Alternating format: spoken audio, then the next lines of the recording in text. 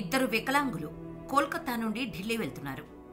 వారు కేవలం వికలాంగులు మాత్రమే కాదు, వికలాంగ ఉద్యమకారులు కూడా. కుహూదాస్ మరియు జాజీ ఘోష్. అయితే వికలాంగ మహిళల హక్కుల మీద ఢిల్లీలో ఒక సమావేశంలో పాల్గొనడానికి కోల్కతా విమానాశ్రయంలో విమానం ఎక్కేందుకు వచ్చారు ఈ ఇద్దరు. విమానాశ్రయంలోని సెక్యూరిటీ మరియు కస్టమ్స్ అధికారులు వీరిద్దరిని ఆపి చెక్ చేయాలని కోరారు.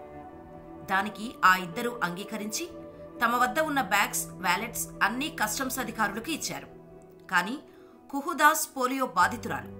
కస్టమ్స్ అధికారులు మాత్రం కుహూదాస్ ఖాళీ పర్సును విప్పి పక్కన పెట్టాలని భద్రతా సిబ్బందిలో మహిళా అధికారికి చెప్పింది. కుహూదాస్ తన ప్యాంటు విప్పకుండా ఖాళీ పర్సును విప్పడం సాధ్యం కాని పని.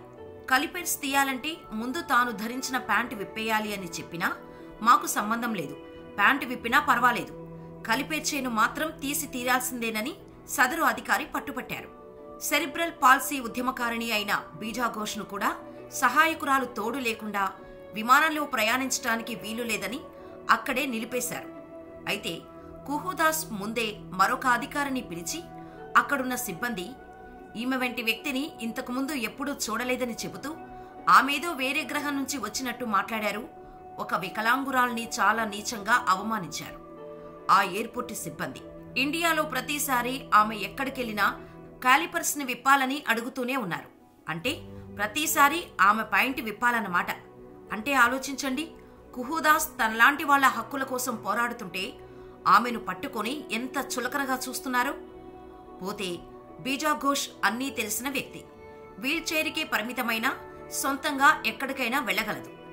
ఎవరి సహాయం లేకుండానే అలాంటి ఆమె సొంతంగానే ప్రపంచమంతా ప్రయాణిస్తారు.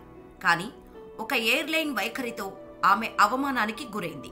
ఇది సహించలేక కుహూదాస్ నిరసన చేశారు.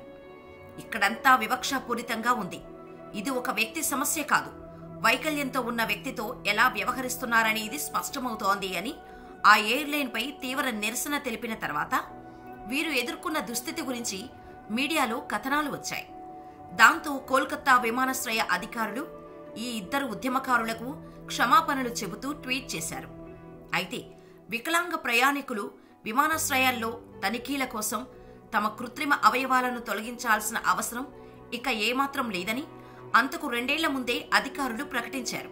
కానీ 2 ఏళ్లు గడిచిన తర్వాత కూడా ఆ ఉత్తర్వులు భద్రతా విధుల్లో ఉండే పోలీస్ అధికారులకు చేరినట్టు కనిపించటం లేదు.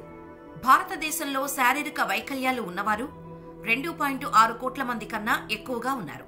కానీ వీరికి తమ దైనందిన జీవితాల్లో మద్దతు అందించే మౌలిక సదుపాయాలు అత్యల్పంగానే ఉన్నాయి.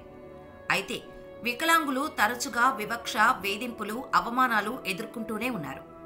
2 ఏళ్ల కిందట రైలులో ప్రయాణించిన ఒక మహిళా పారా అథ్లెట్కు నిబంధనలకు విరుద్ధంగా రైలులో అప్పర్ బెర్త్ కేటాయించారు. దీంతో ఆమె రైలు బోగీలో నేల మీదే పడుకోవాల్సి వచ్చింది. 2016లో వీల్ చైర్ను ఉపయోగించే ఒక వికలాంగ కార్యకర్త మీద సినిమా హాల్లో జాతీయ గీతం వినిపిస్తున్నప్పుడు లేచి నిలబడలేదని దాడి చేశారు. ఇలాంటి సంఘటనలు చెప్పుకుంటూ పోతే ఇంకా వినిపిస్తూనే ఉంటాయి. అలాంటి వాళ్ల కోసం పోరాడే వ్యక్తులే కుహూదాస్, జాజీ ఘోష్. వారికి సైతం అలాంటి అవమానాలు కోకొల్లలు. మరి ఈ స్టోరీపై మీ అభిప్రాయాన్ని మాకు కామెంట్ చేయండి. మరిన్ని ఇలాంటి ఇంట్రెస్టింగ్ మోటివేషనల్ ట్రూ ఇన్సిడెంట్స్ కోసం మా ఛానల్ని సబ్స్క్రైబ్ చేసుకొని పక్కనే ఉన్న బెల్ ఐకాన్ కొట్టేయండి.